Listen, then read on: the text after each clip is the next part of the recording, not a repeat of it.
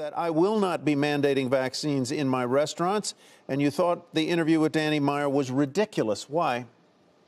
Well, I find it suspect that he mandated vaccines in his local New York restaurants, but not in his larger chain of Shake Shacks, which I know is a publicly traded company and probably contains a lot more of the similar issues that we have. You know, he's trying to gain ground, but he makes this statement with regards to the smallest part of his business. So we're a small business. We've coming out of the toughest 18 months in the 71-year history of this company. I find it hard to put my employees on the front lines of mandating vaccines. I don't think that's their job. Their job right now, and as Danny knows, is to be in the hospitality business and make people feel welcome and comfortable. And also, as you pointed out, until the supplemental unemployment benefits are taken down and we can get to the high watermark of hiring that we want to be at, I think it's a tough time to get rid of family members because they won't get a vaccine. Mr. Meyer says a decision is pending on Shake Shack, and I would point out, I guess, that I'm not a patron of Shake Shacks, by the way, but my sense is that it is not really principally a dine-in kind of restaurant. You go, you queue up, you take your food away, which is a different kind of environment. But I take your point and I hear it. And I work with a local charity here that serves the developmentally disabled, and we operate homes. And many of the people who are there on the ground in the homes have resisted vaccination. If we were to mandate vaccination in all of those homes for all of the workers, we would not be able to staff the homes because the resistance is so high. You have high uptake on vaccination among your employees. Yes. How did you get it so high? What is the number and how'd you get it? So I'll give you the numbers and I'll tell you, we got it from day one. We were paying 2 full days. So a full day for each shot before anyone's idea. We did it. We've been giving out these great bracelets to say I got my COVID vaccine. And now that people are vaccinated, we're anywhere from 80% to 94%. Depending on the location.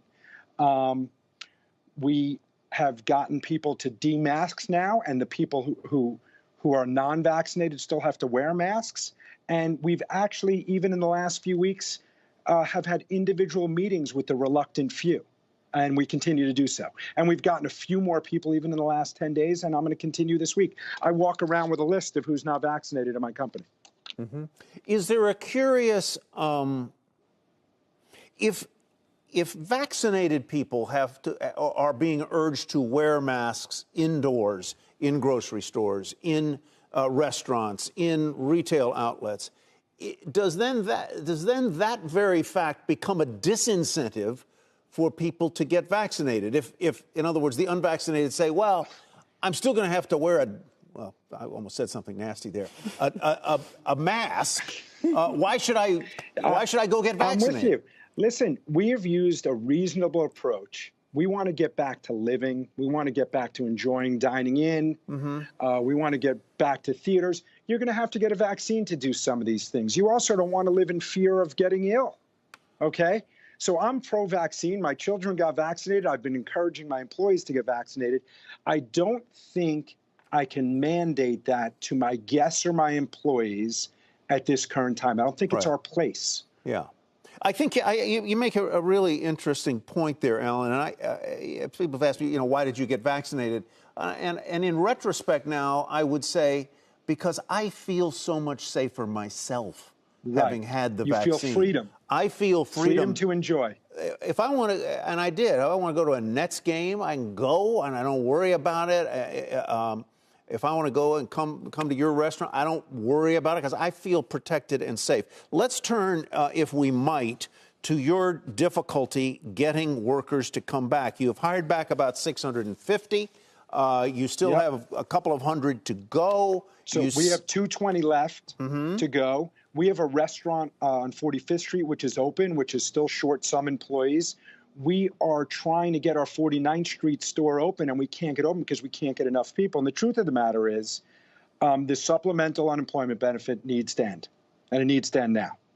Well, last week I heard the Fed chairman. It ends in September, but September's not now. No.